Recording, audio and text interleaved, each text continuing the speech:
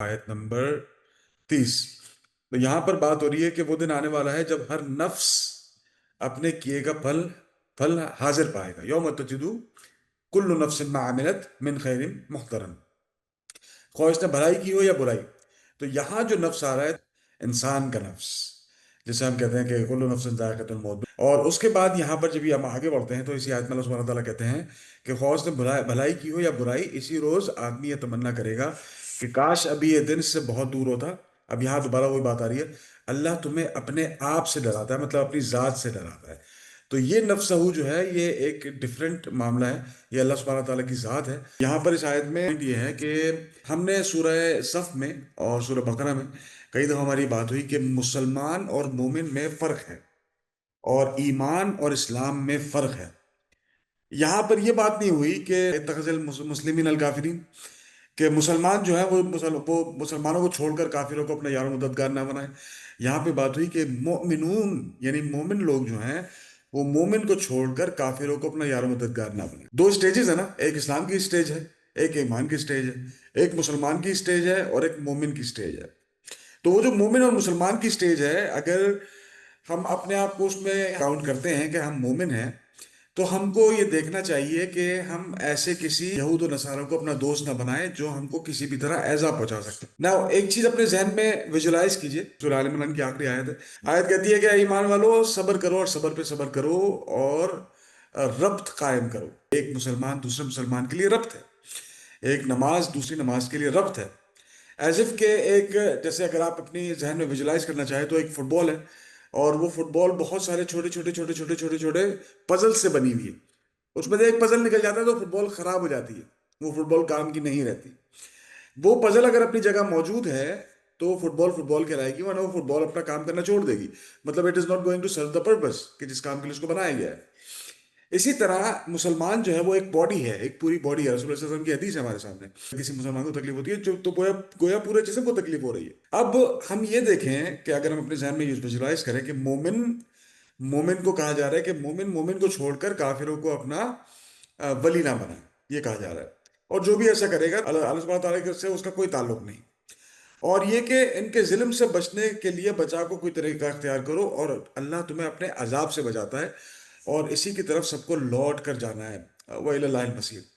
اب معاملہ یہ دیکھتے ہیں کہ شیطان کے پاس چالیں بہت کم ہیں، اللہ سبحانہ تعالیٰ کے پاس millions and millions and millions of patterns ہیں، millions and millions of ways ہیں، ان گنت جو اس کی نعمت کا شمار ہے وہ ان گنت ہے۔ اسی طرح اس کے جو معاملات کا شمار ہے وہ ان گنت ہے، اس کو ہم گن نہیں سکتے۔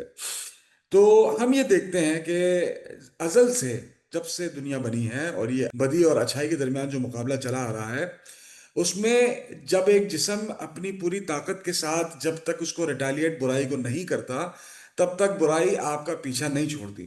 ہم نے حالات دیکھے، ہسٹری کو تھوڑا اٹھا کے دیکھیں تو سلطنت عثمانیہ جو ہے، یہ پہلے یہ دیکھیں کہ بغداد کی جو ہماری خلافت تھی اس کے ختم ہونے کے بعد سے لے کر جب تک سلطنت عثمانیہ باقی رہی، تو اس وقت تک جب کہ سلطنت عثمانیہ اپنے آخری دنوں میں بالکل ختم ہونے کے قریب تھی اور بالکل کمزوری کے انتہا پر تھی، اس کے باوجود جو کافر تھے وہ ڈرتے تھے مسلمانوں سے۔ سلطنت عثمانیہ میں خلیفہ نے اٹھ کے حکم دے دیا، تمام مسلمان جو ہیں وہ جہاد کے لیے تیار ہو جائیں گے۔ یہ وہ مین وجہ ہے جس کو اقبال بھی اس طرح شعر میں پرو کے کہتے ہیں، ربط ملت سے تنہا کچھ نہیں، موج ہے دریا میں اور بیرون دریا کچھ نہیں۔ کہ ایک انسان جو ہے وہ اسی وقت قائم ہے جب تک وہ ملت کے ساتھ جڑا ہوا ہے۔ اگر وہ اپنی ملت سے ٹوٹ گیا، اپنی جو بھی اس کی جماعت ہے اس سے الگ ہو گیا، تو اس آدمی کا پھر وہ مطلب اس سے نکل جاتا ہے، اور وہ پھر جو مین باڈی ہے، جو مین پورا ایک اسلام کا نظام ہے یا مسلمانوں کی پوری امت ہے، اس کو وہ کمزور کرتا ہے۔ اچھا، یہاں پر یہ بحث نہیں کر رہے ہیں ہم کہ مسلمان جو ہے اس کی خدا نخواستہ اللہ نہ کرے اس کی بخشش نہیں ہوگی، ایسا نہیں ہے، اس کی بخشش بھی ہوگی۔ مومن جو ہے ان کا معاملہ ذرا زیادہ سخت بھی ہے اور ان کے لیے انعام بھی زیادہ ہے۔ تو مومن اگر اب آپ اپنے آپ کو سمجھتے ہیں تو آپ یہ دیکھیں کہ میں، حسیب، برکت بھائی، خان بھائی، یہ تمام، آصف ہے، طارق بھائی بیٹھے ہیں، عامر بھائی بیٹھے ہیں، ہم سب ہاتھ میں ہاتھ ڈال کے جب شیطان کا مقابلہ کرتے ہیں تو شیطان ہمارے پاس سے بھاگتا ہے۔ اگر ہم میں سے ایک بھی ڈھیلا پڑ جائے تو یقین مانیے کہ اگلے 2 3 4 ہفتوں کے اندر یہ کلاس ختم ہو جائے گی۔ ہم کسی نہ کسی طرح اس کلاس کا وجود باقی رکھے ہوئے، کبھی کبھی ایسا بھی ہوتا ہے کہ 2 2 ہفتے کلاس نہیں ہوتی، مگر چونکہ ہم لوگوں نے ایک دوسرے کا ہاتھ پکڑا ہوا ہے، یہ ایک مثال کے طور پہ بتا رہا ہوں، اس لیے آج تک یہ کلاس چل رہی ہے۔ اسی طرح مسلم امت کا حال ہے، اگر ہم ایک دوسرے کا ہاتھ پکڑ کے چلتے رہیں گے، ایک دوسرے کو تقویت پہنچاتے رہیں گے، تو شیطان اپنی کتنی ہی چالیں چل لے، وہ ہم کو نقصان یا ایذا نہیں پہنچا سکتا۔ جو جماعت سے الگ ہوگا وہ دوسروں کی طرف جائے گا تو یقیناً ہم کو بھی کمزور کرے گا اور اپنے آپ کو بھی تباہ کرے گا۔ جو آج کل کے حالات ہیں وہ بالکل صاف آپ کے سامنے بیان کر رہے ہیں کہ آپ کچھ بھی کر لیں، آپ جب تک ان کی ملت کی پیروی نہیں کریں گے تب تک وہ آپ کو نہیں چھوڑیں گے۔ آپ جا کے دیکھیں معاشروں میں، آپ ان سے بات کرتے رہیں، محبت پیار کی باتیں کرتے رہیں، جو دل چاہے کرتے رہیں، جب تک آپ نماز پڑھ رہے ہیں، روزے رکھ رہے ہیں، زکوٰۃ دے رہے ہیں، ان کو کوئی فکر نہیں ہے۔ جہاں آپ نماز پڑھنے کا حکم دے رہے ہیں یا اس کو نافذ کرنے کی کوشش کر رہے ہیں، وہاں بات ختم ہو جاتی ہے۔ وہ کہتے ہیں نہیں، ہمارا جو طرز زندگی ہے اس کو چینج کرنے کی بات نہ کرو۔ آپ پروٹوکول کے طور پہ اسلام کو استعمال کرتے رہیں، کوئی مسئلہ نہیں، آپ نمازیں پڑھتے رہیں، زکوٰۃ دیتے رہیں، آپ روزے رکھتے رہیں، کوئی مسئلہ نہیں۔ آپ اس کو نافذ کر کے دکھائیں گے، ایک مسلمان دوسرے مسلمان کو کہے گا کہ بھائی تم نماز پڑھو جا کر، وہ ان کو قبول نہیں ہے، وہ کسی حالت میں قبول نہیں ہے۔ اور اگر آپ ان کی صفوں میں جا کے دیکھیں، پتہ نہیں کتنے اور اس میں فرقے ہیں، مگر اس کے باوجود جب مسلمانوں کے خلاف کھڑے ہونے کی بات آتی ہے، دے آر ٹوگیدر، وہ ہاتھوں میں ہاتھ ڈال کے کھڑے جاتے ہیں۔ جو تفرقہ پیدا کیا گیا ہے وہ ہماری صفوں میں پیدا کیا گیا ہے۔ کس طرح؟ بالکل اسی طرح، ذات میں بانٹ دیا، فرقوں میں بانٹ دیا، زبان کے طور پہ بانٹ دیا، سیاسی پارٹی کے طور پہ بانٹ دیا۔ تو کہنے کی بات یہ ہے، آیت جو ہے بہت ہی زبردست اور بہت ہی اس میں جو اسباق ہیں وہ نہایت گہرے اور بہت ہی زبردست اسباق ہیں۔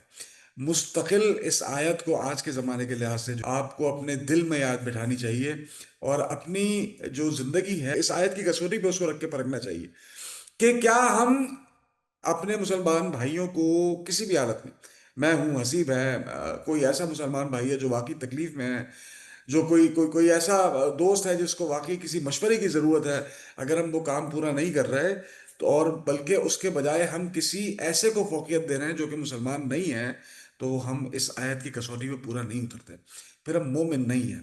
یہ آپ کے لیے کہتے ہیں نا کہ لٹمس ٹیسٹ، جو ہم ایسڈ اور بیسس کو اپنے جوانی کے زمانے میں جب بچپن میں ہم نے وہ کیے تھے پریکٹیکلز تھے، تو وہ ٹیسٹ ہے، یہ وہ ٹیسٹ ہے کہ آپ اپنے آپ کو کسوٹی پہ رکھ کے پرکھ سکتے ہیں کہ آیا آپ اپنے آپ کو مومن کہیں گے یا اپنے آپ کو مسلمان کہیں گے۔ اگر آپ اپنے مسلمان بھائی، چاہے وہ جس بھی حالت میں ہوں، آپ کی اس کے ساتھ انبن ہوئی ہو، آپ کی اس کے ساتھ بات چیت بند ہو، مگر اگر آپ اس کو در پردہ کاٹنے کی کوشش کر رہے ہیں کسی ایسے کے مقابلے میں جو مسلمان نہیں ہے، تو پھر آپ اس آیت کی کسوٹی پہ پورا نہیں اترتے۔ اللہ ہم سب کے علم میں اضافہ کرے۔ سبحانک اللہم و بحمدک، اشہد ان لا الہ الا انت، استغفرک و اتوب الیک۔ السلام علیکم ورحمۃ اللہ وبرکاتہ۔ ہمارے ساتھ جڑے رہنے کے لیے ہمارا چینل سبسکرائب کریں۔